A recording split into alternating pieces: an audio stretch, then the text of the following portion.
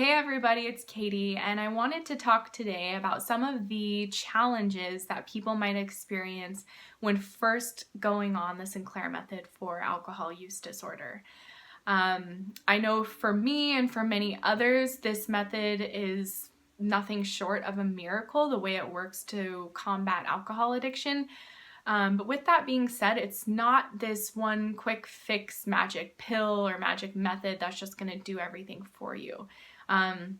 When you're going on the Sinclair Method, you really have to meet the method halfway and do some work yourself to really go within yourself to understand more about your patterns of why you're drinking, your habitual patterns, your thoughts, your emotions, what's driving you to drink. And what I see a lot is that people get a lot of fear around this not working for them, and I think that's really beautiful in a way because they're so invested in this working for them and they so want it to work that when anything goes wrong or something gets hard, they're just afraid that it's not going to work for them and they'll be back to square one with their alcohol addiction. And so the first thing I can say is when you're starting on this method, to do your best to not have the fear or the thoughts that it's not going to work for you. Just really try to take care of yourself and be gentle with yourself along this process.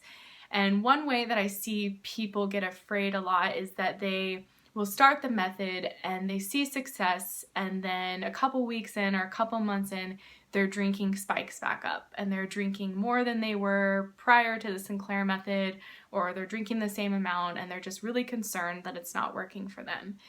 And from what I've seen this past year, talking to hundreds of people and with my own experience, is this is actually quite normal for the Sinclair Method. You know, you see results, but the experience is up and down. The results vary week to week. And so that's part of why it's so important to keep a drink log, just to kind of track the overall progress.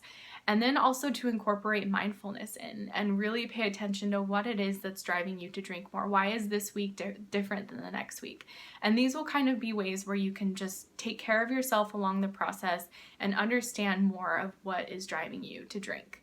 I know for me, when I was early on in the Sinclair Method, the weeks that I would tend to drink more was when I was having stressful triggers at work, and just things were happening in my outside life that I wanted to check out of.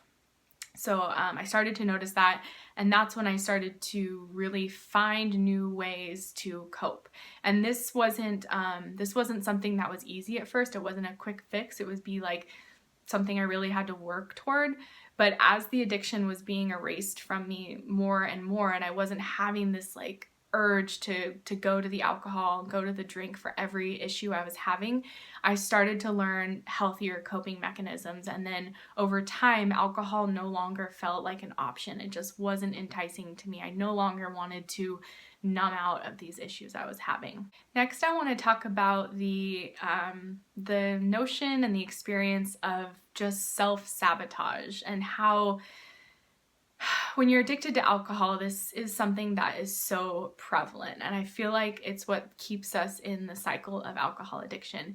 And that definitely still comes up even after you've started the Sinclair Method. So again, I hear from people who their drinking is up and they've drank too much and they're hungover and they feel like crap and they want to just beat themselves up for it. And part of what's so awful about the toxicity of alcohol addiction is it's a real way for us to harm ourselves when we are feeling bad about life. It's like we're punishing ourselves in a way through over drinking and all of these things. So I see people who, they'll get on the Sinclair Method, they'll see results, and then they'll stop taking the pill when they drink, or they'll stop waiting the full hour and they'll drink. And so just to be aware of the tendency and the habit and the pattern to self-sabotage, because it's definitely something that for me, it was driving my alcohol addiction. It was this vicious cycle of me feeling like crap every day and then still continuing to drink just to cover up that feeling like crap and to kind of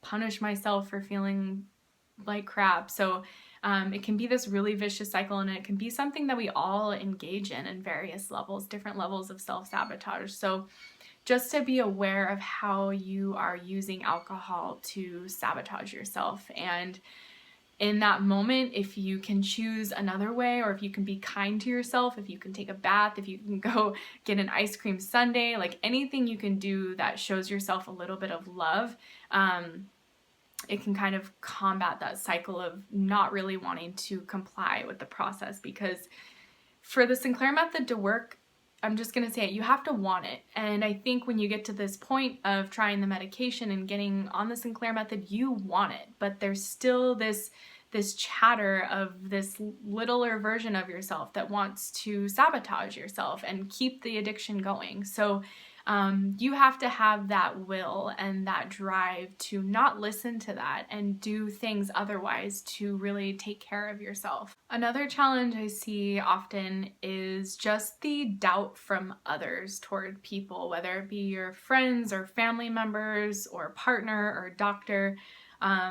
People who don't understand, first of all, what it is like to be addicted to alcohol, and secondly, they doubt the ability for the Sinclair Method to work. And so they project that onto you, and man, that can make someone feel awful when all they want to do is get help with their alcohol addiction. And this, really is a real solution to it, yet you have the haters, so to speak, out there doubting.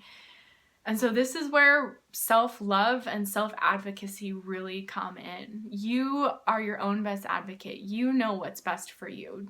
Nobody else does. So you really have to trust yourself. Trust your own ability to know what's best for you. And even if it's a partner or a family member, you have to stand your ground and know what's best for you. And if they're not going to be there to support you in that, then you might want to evaluate, who they are in your life. Because if they're not supporting you through something that's, one of the hardest things we'll ever go through, then what else won't they support you through?